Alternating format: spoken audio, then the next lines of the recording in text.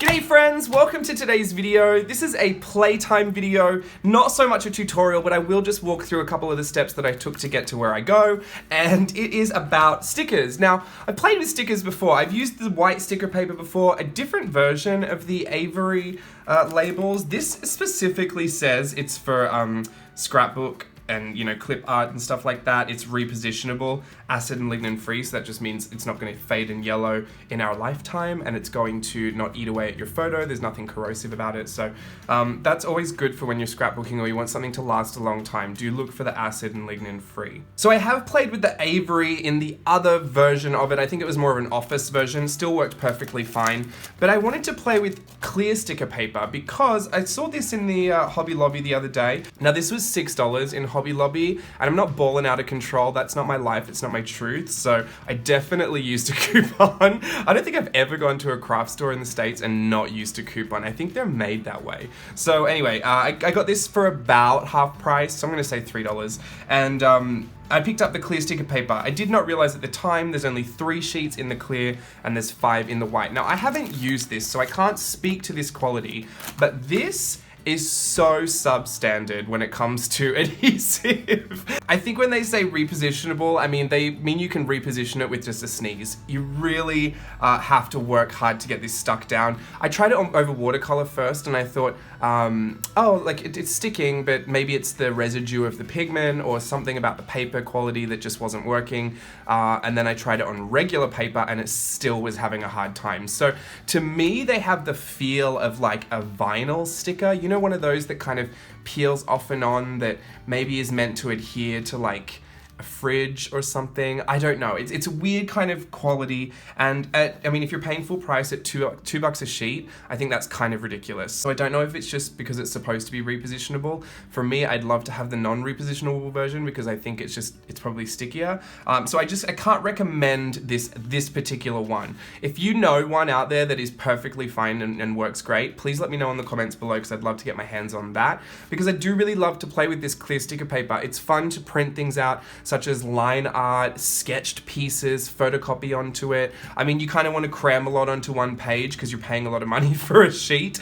It's like a sprocket print or a Polaroid print. You know, when you're paying like $1 something a sheet and you really want to be careful with it. So unless you're a billionaire, this is kind of a project you want to put a little bit of thought into beforehand and do a little bit of prep and really know what you want to do with it. I'm not just going to say go out and buy this just to try it because it can get a little bit expensive, and like the collage tutorial that I did, the collage and copy, this can be a little bit addicting as well because there's such fun results. And what I like to do, so I'm just like bursting out with chatter today. What I like to do is print my collage sheets on them. So I have collage sheets on Etsy, a lot of my hand-drawn illustrations, a lot of pieces from journal pages that I've pulled, just lots of fun stuff that I collate into one file that is printable. You can purchase it, download it, print it a billion times, and there's just lots of fun to play with. So I figured that if I printed 2 collage sheets to a page, then I'd have a page full of stickers of stuff that I've already worked on, stuff that I already know is stuff that I like to play with. So I've got a few examples here. This is more of an example I wanted to show you of how much it doesn't stick, just like that. I mean, I didn't even touch that. It literally just popped up. So this hasn't got any glue on it. What I have done with my other ones is gone in with my Elmer's washable school glue stick. Just got it in a bulk pack, so it's not anything special. And I have gone over and stuck these down with the glue stick. So it dries clear. It's annoying. I don't want to have to do that. That's why I'm looking for a better version. And you can see here I've missed some, so it kind of just peels back up again. See, it feels like that vinyl sticker. I just don't know. I don't know what it is, not loving it, but it prints beautifully. So maybe you do want to give it a try if you're looking for a really high quality print. The glue stick will be your best friend in this. Maybe some matte and medium. I don't know how messy you want to get, but those are just some examples. I am going to print this off and then I'm going to bring it back to the table and we'll just have a little bit of a play and a chat. Alrighty, we're back and we have a sticker sheet. Now, I think this looks really lovely. So I'm really excited to get playing with this. I'm gonna cut this out. I did have a question about this recently, what scissors I like to use for fussy cutting. Now, I have the 3 pairs of Tonic Studios Tim Holtz scissors. These are the most luxurious scissors you could ever use for crafting. So I've got the big ones here. Honestly, fussy cutting is not going to be your best friend with these. You can manage with these medium-sized ones, but the best scissors I've ever used for fussy cutting anything were these little mini snips. So if you want to grab your hands on these, they're fantastic, and I could not recommend any other scissor more than these. Also, I believe they went through a bit of a rebranding, and now they have black handles as well. So you can put your money on red or black. Either way, you're a winner. Let's get to cutting this out, and then I'm just gonna go through a few fun little things to do with it. Honestly, I feel like it's so self-explanatory. Maybe we could just play, but I'm gonna cut all these out in speed. Here we go. Did that disturb anyone that I didn't cut them out perfectly? There is a reason for that. So I'm the type of person that when I'm creating, sometimes I get a little bit carried away and I only want the head, I only want, you know, the eyes, I may only want this part of the cup. I don't know. Sometimes I get an overwhelming urge just to cut everything up. So I find it a little bit redundant for me to cut everything out super precisely, just all at once, because I don't know how I'm gonna use it yet. And it might end up just be that I've wasted all this time fussy cutting something when all I really wanted was a head. So that's something I learned over time, that if you are likely to chop and change and morph things together and, you know, make a ton of different collage bits, you might just wanna leave them loose until you're ready to put them into your project. Otherwise, if not, if you love fussy cutting, go for it. I just haven't met too many people that do. Obviously, you do you. If I ever give you advice and you think, that's not gonna work for me, please do not feel the need to take it. Everything I say just comes from a place of trial and error in my own creative journey, but we're all gonna be different. We all work different, we all like different things. So I say it because it might help a few people, it might not help a few people, but better to have said it than to keep the information to myself. So if you are listening and you think that's crazy, you are more than entitled to that opinion. Honestly, there are a lot of things that I see on YouTube that I think I just wouldn't try it like that, or that's just not me, but I can totally appreciate that that is how someone works and that that's what works for them. So you know, now that I'm looking at it, I kind of want them to be all neatly cut because I'm doing a video. But I'm gonna leave it. I'm gonna leave it because we're just gonna play today. We're just gonna put them into our planner and do fun little things. You know, it doesn't have to be anything crazy too. A lot of the time I get on here, sorry, I just don't need you to see a lot of what's going on in here. There's some secret projects I just don't need you to see. A lot of the time that I'm working on video, I've generally got an idea of what I want to do. Sometimes it's really planned out, sometimes it's not at all, but it's all in the effort to create interesting content. So sometimes I don't just get on here and play. I feel like that's more of like a live streaming thing, and I don't really live stream because I'm awful when I'm unfiltered, so you kind of need that editing for everyone's safety. But when I do get on here and play, it's like a little bit intimidating because you want to still be inspiring in a way. But I just wanted to show you today that most of the time when I'm creating, it's just fiddling and playing, and then until I land on an idea or I get taken with something, that's when I'll kind of develop a tutorial about it, or I'll think maybe I should make a video about this, or maybe I should make a whole lesson about this. Like when I was playing with my stamps, I loved playing with them, but I thought, I don't know if a lot of people are playing with them the way that maybe I have envisioned them to be played with. You could do whatever you want with them, but as far as like using them as blueprints and showing people how to do the specific things that I was doing, that's a lot of the stuff that I just play around, obviously off camera for, and then once I'm ready, I bring it to YouTube. But you know, for something like this, it's a tutorial about stickers. I mean, what are you supposed to do? Are you supposed to create a whole lesson plan about it, or are you just supposed to go in? I want to put this down here. It's repositionable so it can come up if I don't like it. And I'll have to glue it down if I really want to commit, but I really like that. She's just hanging from the top. This planner I am obsessed with. This is a sketch planner. I actually backed this. I cannot remember who. I'm so sorry. I have such a bad memory for names. So many names fly across my social media screen every day that I really do try and keep track of everything that goes on and who I get happy mail from, but I'm always struggling to remember. So I'm really sorry, but someone in the Burke Mates Creative Outlet Facebook group did recommend this Kickstarter to me. And I do love to support small businesses, I love to support artists, I love to support people that do the stuff that we love to watch and consume. So I backed the Kickstarter campaign and I did a giveaway with one of them, and honestly I did not think I'd be into it because essentially it's just a big old planner, but on each side over here is a place to sketch. So it's half sketchbook, half planner, and I thought, well, those are two worlds that I could kind of mix in and we'll just see. I used to do a lot of planning, but it was never like creative planning, never like bullet journaling or anything like that. I mean, I still don't bullet journal, but you know, I used to do a lot of planning in a smaller version of something like this, but I just don't love spiral bound books. But this has this cover on it, so it doesn't look like a spiral bound book. And what I found was I actually love that.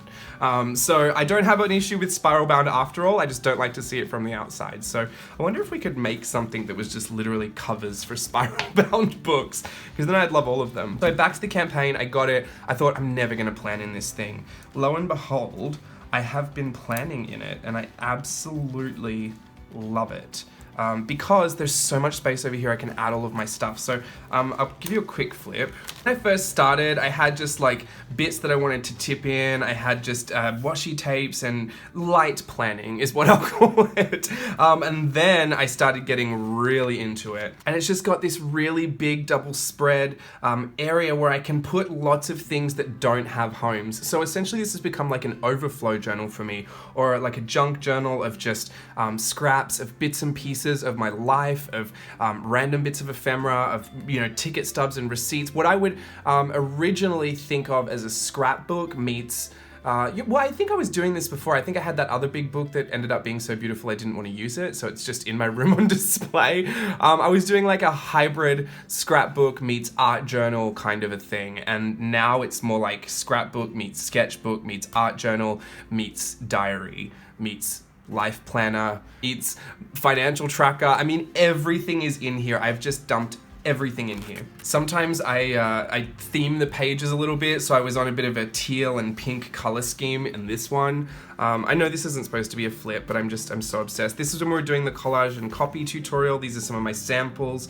I had lots of black and white going on here. This is one of the illustrations for the fragments pieces that are the new fragments pieces, the Merfolk set. So I've just been playing with some of those in here. And then I've been getting super into it and just doing like full-on spreads. So I can't really show you the next one because there's a lot of like future ideas and stuff coming up. Maybe if I cover it, hang on. Okay, so, and there's just a lot going on here as well. So, I just don't want to show you all of the things that I have like planned for the future because I don't want to give it all away. There'll be no surprises left.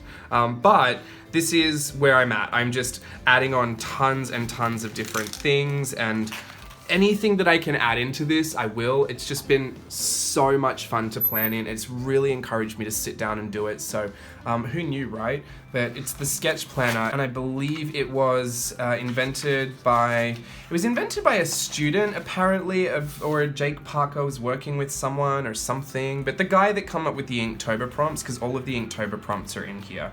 You're supposed to kind of sketch along with them as you go. Well, Inktober, but there's actually a prompt for every single day of the year, so it's fun if you really want that, but I haven't been following along with that. But it has been a great way to de-stash a lot of junk, and you know I'm always collecting junk. This is just a little pouch full of sample bits of die cuts and things that I've worked on, or things that I started working on and didn't finish. I'm looking for a little mermaid that I can put in that coffee cup. I want a really tiny one so that she'll fit, but I don't know if I will get one. So this is what I mean about not fussy cutting until I'm ready to do it, because now I want to cut off the lid and make the lid separate to the cup. I'm just going to cut it off here. It's unfortunate because I liked the little tail. I'm gonna glue her down. I'm gonna take my sticker, place it over the top, and she can wear the lid as a hat. So I mean, experiment with it, play with it, you know, look for fun ideas to do with it. I think one of the other things that I really enjoyed that doesn't work well in this book, maybe I'll grab a little watercolor card. Right, I had some watercolor here. Something that I really enjoy as well is if you've got one of these black and white ones, or actually let's use this one because she's fun. If you've got one of these black and white line art images, if you grab some watercolor and place it behind there just very loose, and then on top you can add the sticker. I just think it looks really fun. Why did I add blue? I saw orange and was like, oh, I'll just add blue because that'll make mud. I'm taking it so easy today with the video, my brain just kind of switched off, which is fun. I keep adding colors that I know are gonna make mud just because I think I can get away with it. It's fine. I build the watercolor up in layers, so you can generally catch it before it settles in and makes a problem. And if something really does bother you, you can just re-wet it and try and lift a lot of that color. Or just grab another piece of cardstock. They're always making new pieces of paper, so. And I'm gonna fussy cut this out and then just stick it on top.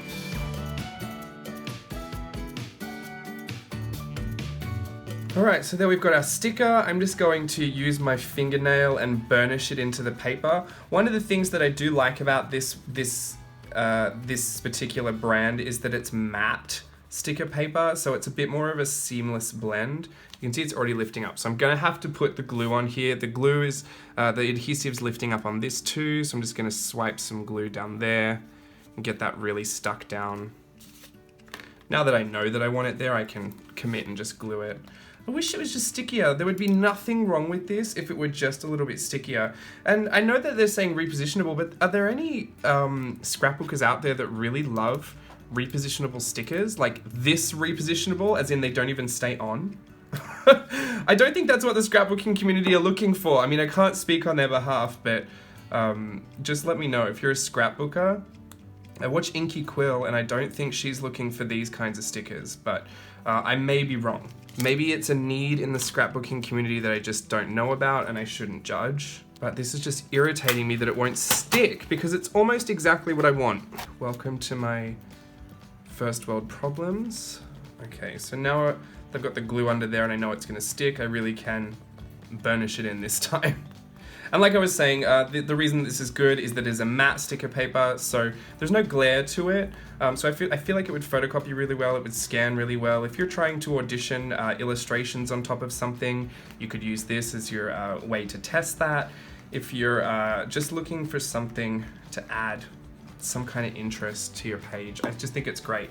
And the funny thing is that I've done it in black and white, but some of them I've actually colored on the sticker because I have these, but I feel like Tombow brush markers would work as well. This paper is receptive to ink, remember, because it's for an inkjet printer, so it stands to reason that you can actually color it with your inks. So I'm gonna do the worst job of coloring this in to show you that. I'm just testing for the first time if they'll blend on here. Maybe? It makes the markers seem as though it's dry, even though these aren't. Maybe it's not great for working with your inks. I don't know, I used this mini so one and these are cheap water-based ones from the knockoff Muji store. Has anyone had been to Mini So since I recommended it on the video? If you've stopped by one, did you go in and get anything? I'm curious to know. Did you like it? Because I still use all the pens that I got from there. I did give up on the paint markers. I thought that was a bit of a waste of time. But I've been using the pens a lot. And these sometimes I'll bring out. Okay, so we've looked at that. You know, paint markers will work well, so I'm just gonna go on there and add everything I kind of stuffed up. This just looks a mess, this sticker now. But just to show you, you can add your mediums on top of it. Provided that it's a matte sticker paper, I believe. If it was glossy, they would all just come off. This one even takes pencil. So if you're looking to create some color me in stickers, maybe hitting an Etsy site near you. No, I'm just joking. This video is literally just for play. I'm not going to sell you this sticker. If the paper worked better, I would definitely consider putting sticker sheets together like this, but just, I can't. I mean, how can you justify paper that lifts off, stickers that lift off? It's almost not a sticker. It's just a mildly tacky piece of plastic.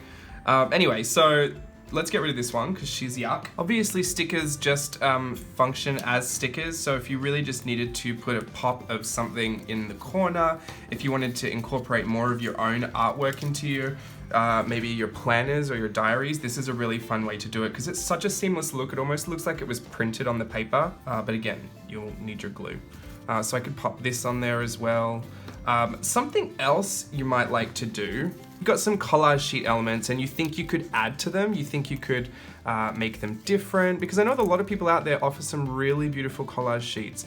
And I know at this point, a lot of us have amassed a collection and maybe you've used it once and you thought, huh, I want to use it again, but I don't want it to all be the same. I feel like I've kind of done it. Try and look at it in a new way. Try and see if you could give it a new life. Try and see what you might want to Frankenstein it into, because something like this in particular, I mean, you can see the little brush strokes on there. So what I would do is put her up here like this, grab my little Tombow brush pen. I'm just gonna add to that one there. And I'm going to finish her off with a really elegant brushstroke mermaid tail. You can see that took no time at all. Literally, you just watched me do it in real time. Put her arms down here, and then just go nuts adding stuff. The fun thing that I find is to add things that you wouldn't necessarily add. So I might go over to a bit of a die cut and like cut off her crown because I want it for her now, and add that. I might have a sticker set that I've got some random flower stickers left, and I might put flowers all over her tail. I just think at this point, a lot of us are hoarding a lot of junk. And it's really not too difficult to find a new way to use it. Like, I have a random wing just hanging about. Why do I need this? Does she need it? No, that would look weird. Look, her butt's just flying away. This looks like a weird bit of shrimp on the sushi. Like, you know the prawn that lays on the sushi bed? Little shrimp sushi? That's what this looks like to me now. If you have a bunch of photos ready to go, you could always go into Photoshop and make a little contact sheet full of photos and print them out on sticker paper like that. It's a very economical way to get quote unquote sprocket prints. Also, I think I've shown you this before too, but if you did want to just outline it, I'm gonna do a really, really awful job, but just so that you get it. If you wanted to give it the Polaroid outline, you've got fun little modern Polaroids that don't bulk up your journal, which I know is an issue sometimes. So my road trip, 08. Me and all my friends. But that's a really fun way to get stuff in there as well, and it's just a bit of sticker paper, because I know a Polaroid, what is a sprocket? I think a Polaroid at once, when I was buying it at the cheapest, I could get it like in bulk. I think it was 70 cents for one Polaroid print. And I had the like the external Polaroid printer, so I could just do it straight from my app and send it there, because I wasn't getting great photos from the actual camera itself, and it was such a novelty. I still love it, but I don't use it very often because it just became so expensive. Now the HP Sprocket print, I have said before, isn't very cheap, so I think it's sad that sometimes people miss out, but you could put this in and honestly, I don't think anyone would know the difference. They might, because this is actually a lot clearer than a Sprocket print. Sprocket prints are just the novelty of having it on the go. So when you're doing travel journaling or you're out and about and you want to do that and have that ease, you can do that. But if you're just going to do all of your journaling at home anyway, I think buying a sticker sheet, probably the white will be better, because unless you're going to put this on a white background, you will obviously see what's underneath. So if I put this over here, you would see the lines through it, like so. So unless you want that to show through on your photo, I would just do it with the white paper. And you get more white paper for your money. So I think that's a pretty frugal way to get some sticker photo prints if you would like. What else do I have to share? Honestly, I feel like I've exhausted all my options at this point. There might be something else that you're thinking that you're just like, James, do this. But I haven't thought of it yet. So I've got this washi tape I just had in a photo shoot, so it's all kind of crumpled, but I wonder. I like to play with the washi tape too, and the washi tape that I design, I always like to have the full repeat, because I like to put a lot of different things in there so that wherever you're tearing it off, you can get something to work with it.